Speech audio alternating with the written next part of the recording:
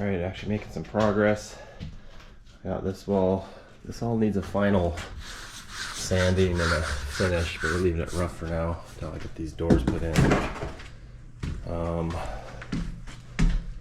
got all my backer board behind the hot tub, all this. Then I gotta build this up because there's gonna be a plexiglass that goes over this, and we got this air duct we're making, so airflow gets pushed across the windows so they don't get condensation. Again, this air duct system. A wet sauna is actually going right here. Showers, cold bucket plunge, dry sauna going in here. And then right now I'm doing the backer because our air duct system's gonna come and blow across the top of all these. So this is what I do for fun. We're getting her one piece at a time. We are getting real close to actually driving this thing around. Last bit of brainstorming I've got to figure out is how to get the skis to ride here. And another set over there with 2 people on here. So I'll show you what I got going. It's like look at all this stuff. It's like a mad scientist array of tools going on. I really like this workstation though, because I got this nice bright light and I like this little movable table. I mean, this really is the perfect size for one person, functional space. So the gist of it is I made these aluminum trough things with the holes marked out from the existing holes on the quick link system on the back of the Skidoo, and I know they fit already, so I spared you the time it took to cut these all out with the chop saw. It was a screaming mess. People don't know that little known fact that, well, you can use a wood chop saw blade or skill saw blade for cutting like roofing metal, and aluminum's pretty soft, so you can get away with it. But that blade's toast. Like, I could not cut anything ever again with it. Point being, this is the main frame. Problem is when that's mounted flat on the tunnel, the tip of the skis runs into the tow bar. So that's why I'm putting this raised up little deal. This bolt is going to be the one that actually runs through, but it's just tipped on here to hold this piece on here while I make this connection that's actually going to mount that piece. That's what I'm doing.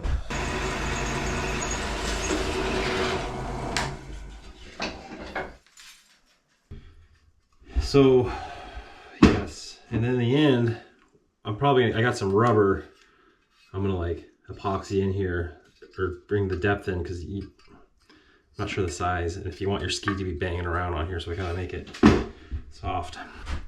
These holes were drilled perpendicular straight through this, but now I'm on an angle, so now I gotta run it back through, drill press, span across this board on an angle to get the holes to work.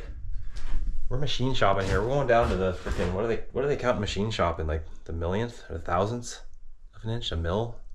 We're down to the mill around here.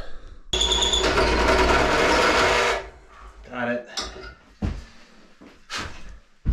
See, that one's running through vertical now.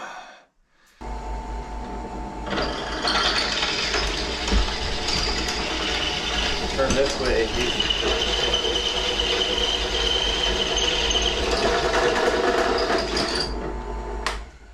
Okay.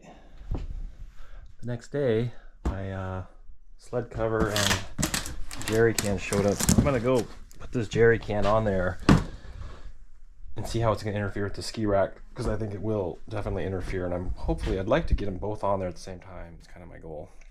So let's see. Okay, see how this thing is gonna go together. So this was my first iteration. You know, so this flat setup goes in the holes. It'd be like that, and the skis will slot right into it. Problem is, which I was kind of warned about, is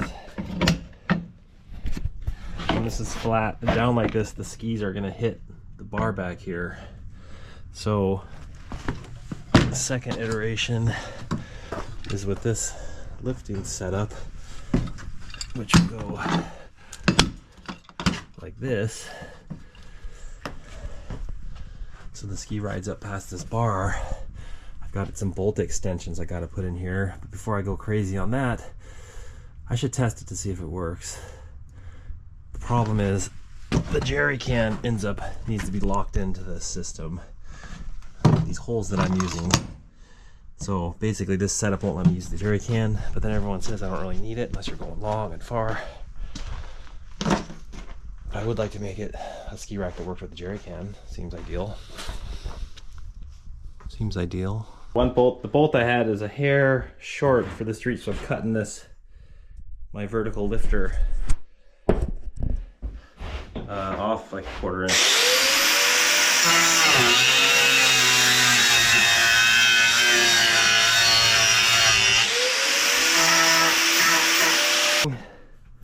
It's kind of bulky.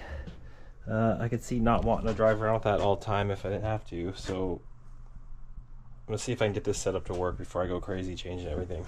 But I see the option would be, if this was in place, I need to basically mount a little something using this hole, some sort of U-bracket that's screwed to here, if not just locked into here with giant washers. And then a little catch piece over here, like a little U shape. Anyway, that's pretty nice. So I got this there. I'd sink a couple. I got other screws that would sink in through here. I'm just testing the angle. That's pretty darn nice. You wouldn't really want to have a twin tip on here. That's pretty sleek. And then I got to screw a hole and a hole. And then I got some bigger versions of these that'll strap straight over. Huh. Well, shoot. I might as well make this setup functional. And then for the jerry can, it'll be a whole something else. Whew.